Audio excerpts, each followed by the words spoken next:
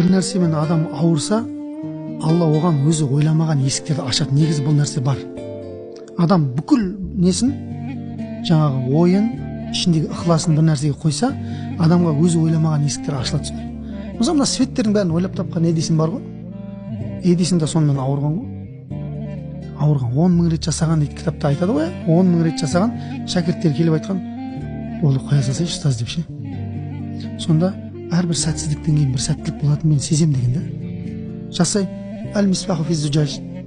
Ақыры жаңағы шырақ шынының ішінде деген аятқа келеді де тоқтайды ғой. Біздің қатеміз шынында дейді.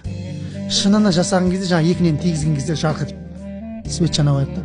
Ауырды сонымен. Ауырды. Алла оның дініне несіне қарамайды. Кім нәнесіге ықылас қояды? Сол үшін олар жетістікке жетті да.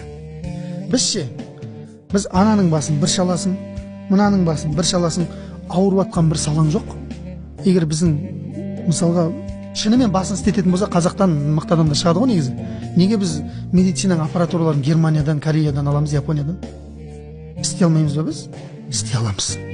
Просто сонымен ауырып атқан адам жоқ та бізде. Жоқ деп айтпай қояйықшы, енді аз деп айтайықшы.